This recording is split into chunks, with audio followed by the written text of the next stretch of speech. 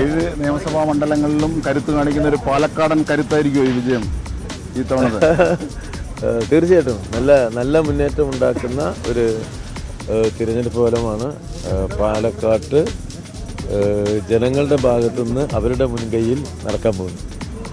പിന്നെ അത് മാത്രമല്ല, ഈ കെജ്രിവാളിനെ അറസ്റ്റ് ചെയ്തതിൽ ദുഃഖം പ്രകടിപ്പിക്കുന്ന രാഹുൽ ഗാന്ധി ഇപ്പോൾ ദുഃഖം കാണിക്കുന്ന രാഹുൽ ഗാന്ധി പിണറായി വിജയനെ കേരളത്തിലെ മുഖ്യമന്ത്രി അറസ്റ്റ് ചെയ്യണമെന്ന് പറയുന്നു. അതിൽ ഉയരുന്ന സന്ദേശം എന്താ? അതിൽ കോൺഗ്രസിൻ്റെ അവസരവാദമാണ് ഇത് പ്രകടമാകുന്നത്.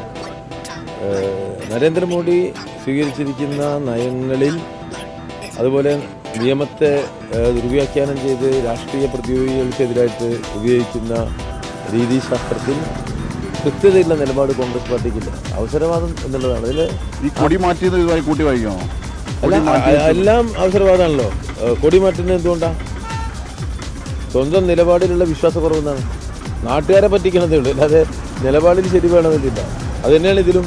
അതിപ്പോൾ വർഗീയതയെ ബന്ധപ്പെട്ട വിഷയങ്ങളിലുണ്ട്, പ്രധാനപ്പെട്ട സാമ്പത്തിക നയങ്ങളിലുണ്ട്, പിന്നെ നമ്മുടെ നാട്ടിൽ ഇപ്പോൾ ഇവിടെ കണ്ട CAA വിഷയത്തിലുണ്ട്, PLA prevention of money laundering ആക്ടിലുണ്ട്.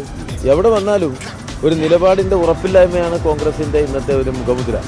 ആ മുഖമുദ്രയുടെ ഏറ്റവും മുന്നിൽ കാണുന്ന ആളായിട്ട് രാഹുൽ ഗാന്ധിയും കേരളത്തിൽ വന്നപ്പോൾ മാറി. അദ്ദേഹത്തിന് എനിക്ക് തോന്നുന്നത് ചിലപ്പോൾ ഇവിടെ വന്നപ്പോൾ സുരേന്ദ്രൻ്റെയും സതീശൻ്റെയും ശിഷ്യത്വം ചിലപ്പോൾ സ്വീകരിച്ചിട്ടുണ്ടാവും എന്നെനിക്ക് തോന്നി.